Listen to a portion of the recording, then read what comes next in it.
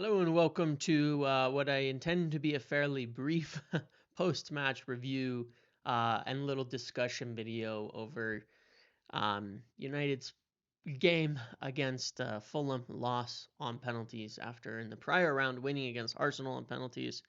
Um, Rough, honestly. I mean, it was a rough game. It was definitely tough. I had to take a walk. Went and got some food and all of that stuff because I wasn't sure whether I wanted to make a video afterwards or anything like that to talk about it because it's a frustrating day. It's a frustrating day getting knocked out of the FA Cup. Very little to play for this season. I think our hopes are all pretty much riding on the Europa League now, and that's about it. And that's obviously not an easy competition to win. Um, but in talking about the game, it's unfortunately there's just no surprises in looking at the team. Um, one of the things that I want to mention first, because there's a lot of heat, a lot of heat every time we have a bad game, on Amarim, which is often, mind you, we've lost a lot of games. On Amarim, on this, on all of that. Um, but at the same time, I remember start of summer having that conversation and saying, look, the worst possible thing is that we have to sack the manager mid-season and make a change. It's not going to work, especially not when you're bringing in a system manager, a manager who's going to come in and um, who's going to try to lay down a very specific way of playing that's not coming in to try to salvage the season and adapt. I mean, look what happened with Ralph Rangnick. I mean, we were in a better position when Ollie got sacked. Much better, by the way. We were still much better off. We were still in the Champions League groups. Like, we were in a much better position when Ollie got sacked and Ralph came in, and he made it like one game and then basically gave up. We got that 30 minutes against Palace pressing, and he gave up on trying to get these players to play the players he had at that time to play any kind of system that he wanted to play, and the rest of the season was just a complete waste of time. Um, that's what normally happens.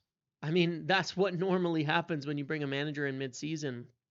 There's obviously ones that have improved, but it's all about what are they there to do and what are they there to improve. And we had the same situation with Rangnick. He is not a manager who's come in to, salvage the season. He's the type of manager that you come in to start laying in a system, groundwork, etc. And there's things about Ralph that I really did not like, but I think that all it really came down to is he came in, a manager to come in, lay down a system, and said, I can't do it with these players. There's no point. This group is not fit for purpose of the type of system I want to play, and then just kind of gave up on it. And I think he was shit for giving up on it. And I think that people hold on to his words too much because he was saying a lot of obvious stuff. But that doesn't mean he was wrong either. And we're seeing a lot of the same with that with Amram. He comes in, he's a system manager. He's a manager who's going to come in and lay down exactly what he wants to lay down. Um, and that's what he's going to do. So he could give up and abandon it, or he could just keep going, and keep trying to put in the system that he wants to put in. And that's what he's going to do. And unfortunately, the problem is we were better against Ipswich, then we get a red. Then we go back to this problem. Dallo, Mazraoui at the wingbacks. In the first half, Dallo was just, I'm sorry, but just truly, truly awful in the first half. He was getting into attacking positions, and that's what's so frustrating about Dallo. He was getting into attacking positions, 8 crosses in, but I think only one of them was on target. And that was the one that ends up to Bruno Fernandes for the goal. And I was just begging, please just get it into the box, get it into the box, get it into the box. That's what he keeps, wanting to do, but not able to do it. And that's what's very, very frustrating and hard to see. And I think he was really poor. There's a lot of losses of possession, 25 lost possessions, 76% passing, but we know he can't attack in the same way. And what it really came down to at the end of the day for me when I was watching that game is that I just didn't see where a goal was going to come from. I thought we were actually okay in the first half, especially. I thought we had more of control of the ball, more control of the game. We had chances to win, but not good chances. We would get like towards the final third, and then again it just falls flat. When you look at the front three, Eriksson, Xerxes, Højlund, I mean, the fact that we're still doing that. Xerxes worked his ass off for 120 minutes, deserves the praise in the world. I'm not going to go player by player with everybody, but the fact that we're still doing this, Eriksson in 2025 now, it's just this front three is probably the 19th best in the league, maybe the 20th, probably just above Southampton's. Honestly, when you look at it, you look at the bench. Everybody came on. Casemiro came on. Chido came on. Aiden Heaven came on. Garnacho came on. Lindelof came on. There's just no goals to be found. And that's what keeps happening is like, no matter what we do, where are we going to score from? And the whole game falls apart on that basis. I think we should have won. If you go back into the end of the first half and watch this, look, 5 big chances to 2, 20 shots to 12. We score only 1 goal. You look in the second half, 3 big chances. We just all their big chances came in the first half, and they scored 1 of 1. There was a point where it was 1 shot for them on target, 1 goal. And we scored 1. We had 5 big chances and only scored 1. Garnacho had a few. He can't score a goal. 18 games for Højlund without a goal. Garnacho can't score at all. He has completely lost any ability to find the net. Chido, this is what's kind of damning about this. He came on and he got 3 big chances. 2 of 2 successful dribbles, 3 big chances, won 4 duels. In his minutes that he looked good, and he got himself into places, and he nearly scored, and he probably would have, but for a great save by Leno that would have won United the game. We probably should have won. I think on balance, we should have won 5 big chances to 2. We should have won, but we can't find the net. And it's not like we were dominating. I'm not even saying it was a great game. I think we limited Fulham to very little, created very little. But we did make 5 big chances, and we should have scored more, and we should have won this game. And all things considered, it would have been fine given the circumstances. 10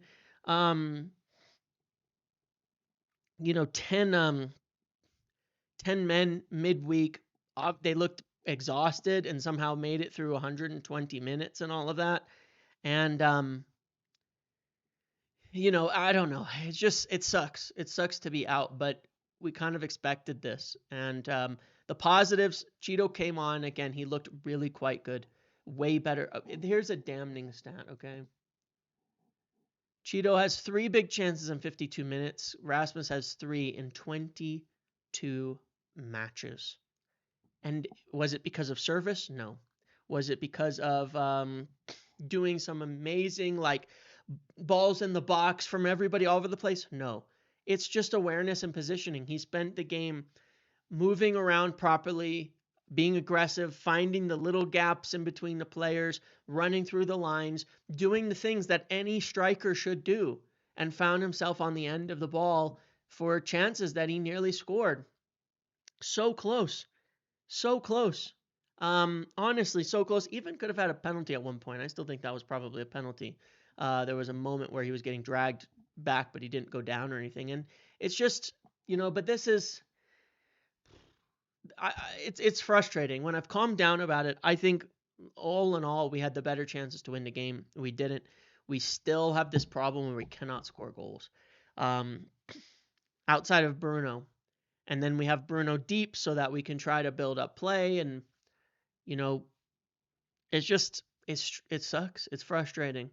And like I was saying a few weeks ago, we just have to settle in because we're shit. And it's going to be shit through the end of the season. And I don't really know. I don't see why it would change because we're not going to get magically better personnel. Ahmad isn't here. That's our only real goal scoring threat in the front. So our hope and a prayer is that, Chido does better. Our hope and our prayer is that Chido does better and comes in and gets a few goals off of the bench and all of that, because we're just not getting it anywhere else. We're just not. And there was nobody else to use, there was no other We have no other senior players when you look at it. Obviously, we could use a few players coming back. I think if Dorgu starts this game, we win it pretty comfortably, and we'd be leading in the first half. Collier, we need him back because I would play Collier and Ugarte deep and move Bruno up for the rest of the season because we just have to have someone scoring goals. When Kabi comes back, that'll help. They'll be back soon. The rest of them, I wouldn't bet on them ever coming back, honestly. So we'll get back a couple of players soon, and that might help. But otherwise, it is what it is. This is what we got to expect. This is what we've got to live with. We lost on penalties. We probably should have won it in extra time and at the end of regulation. I think we had the best chances of the game. But it sucks and it's frustrating and it is what it is. And obviously, there's a lot of blame and a lot of anger and a lot of frustration to go around on all of this. And it is bad because we have the Europa League to try to get back into Europe now. That's it. That's what we've got.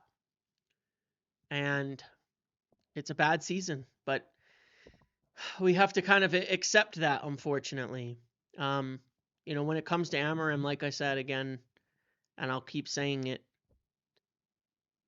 the worst possible thing we could have done was keep a manager and make a change in November. I said it in summer. I said it. People, there's a lot of people, smart people, who are saying it's, you got to give Ten Hag the chance because he won the FA Cup. And the other thing I want to say about that is, I see a lot of talk like we've gone backwards. We're worse than last year. No, we're not.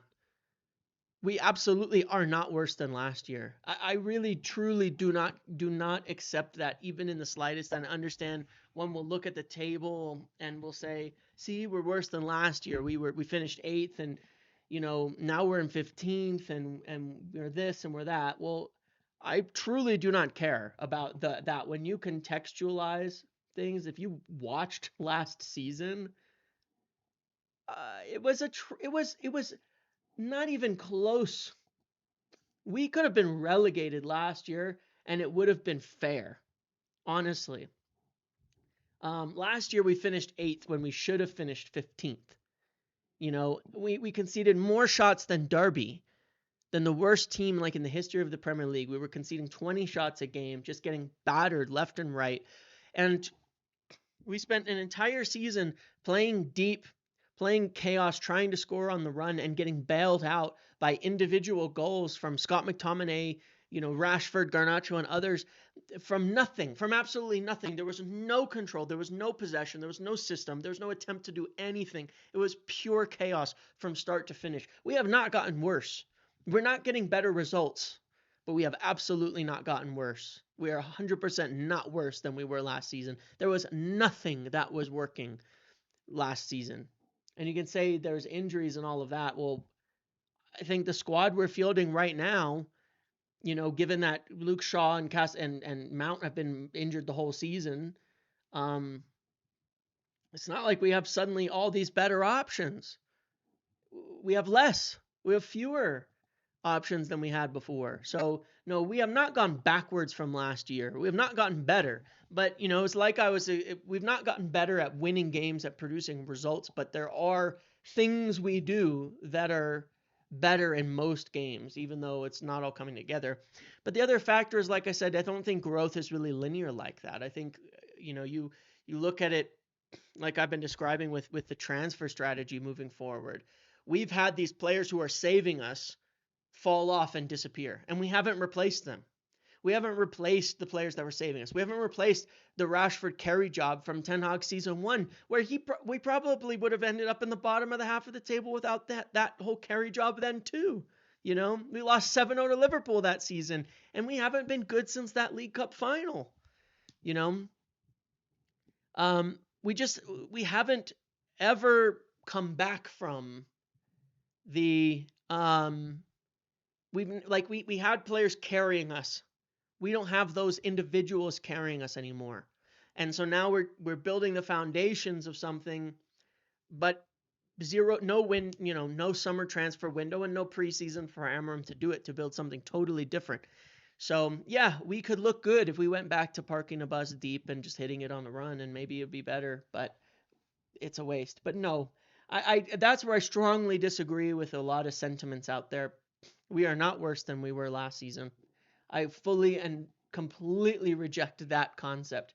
There was you practically could not be worse than what we were last season. I mean, it was unbelievable. Our I mean, over the course of a whole year, we were conceding about 2 expected goals per game.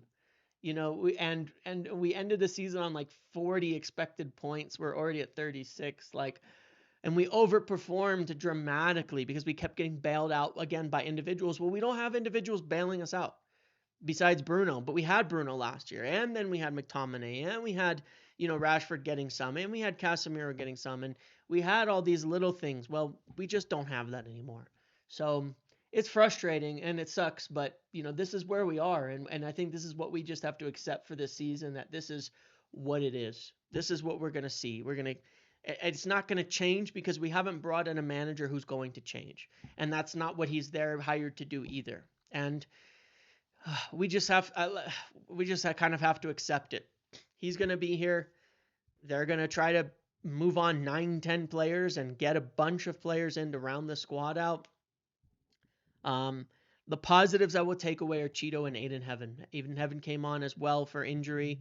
Looked quite good.